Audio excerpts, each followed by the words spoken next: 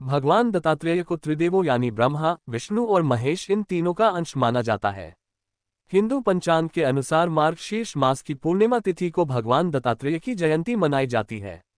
धार्मिक मान्यता है कि इस दिन भगवान दत्तात्रेय का जन्म हुआ था।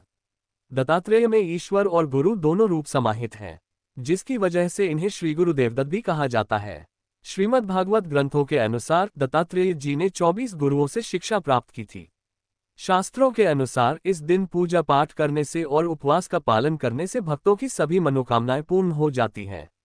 नागपुर जिले के सावनेर तहसील अंतर्गत आने वाले तेलंगखेड़ी गांव में स्थापित नवनाथ आश्रम में हर साल की तरह इस साल भी दत्तात्रेय जयंती मनाई गए।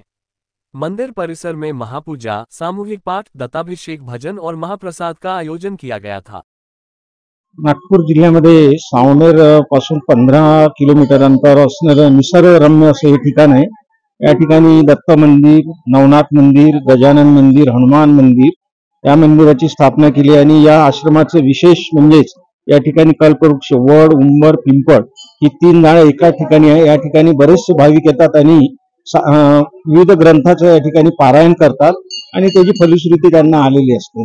या ठिकाणी दत्त जयंती आहे, वरुथनी एकादशी आहे, महाशिवरात्री आहे।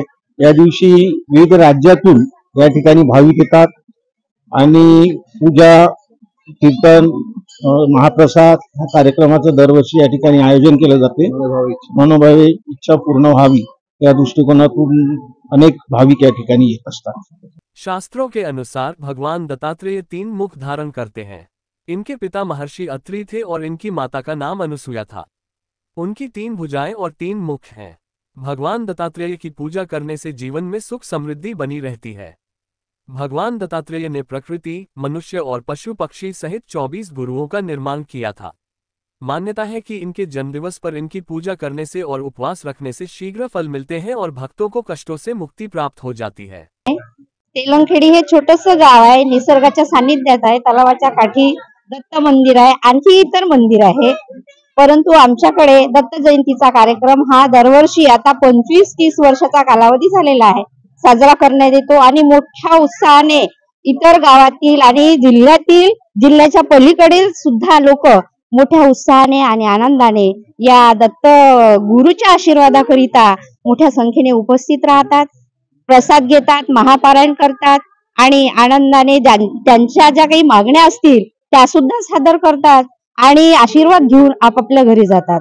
आता एक विशेषता हो, खरंच त्यांना जर साखळं मनोभावे घातलं तर खरंच ते आपला कृपा प्रसाद त्या व्यक्तीवर आणि भाविकांवर सोडतात।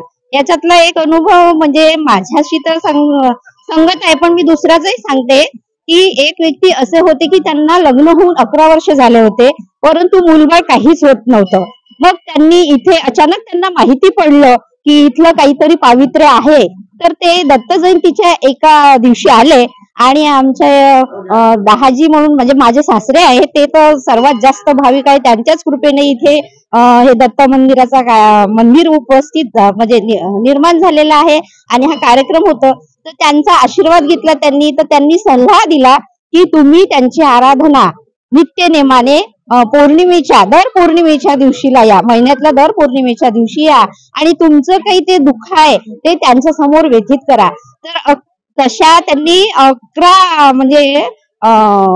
वेळेस पौर्णिमा इथे येऊन रात्रीला म्हणजे ऊन, वारा, पाऊस या सगळ्या गोष्टी सहन करून इथे आले। त्यांनी त्यांची आराधना केली, साधना केली आणि त्याचं प्रचित म्हणून त्यांना बरोबर 11व्या महिन्यामध्ये गर्भधारणा झाली आणि तो मुलगा दत्त जयंतीच्याच कालावधीमध्ये जन्माला आला आणि त्यामुळे त्याचं नाव एकनाथ म्हणून ठेवण्यात आलं आणि ते दरवर्षी पण येतात इथे।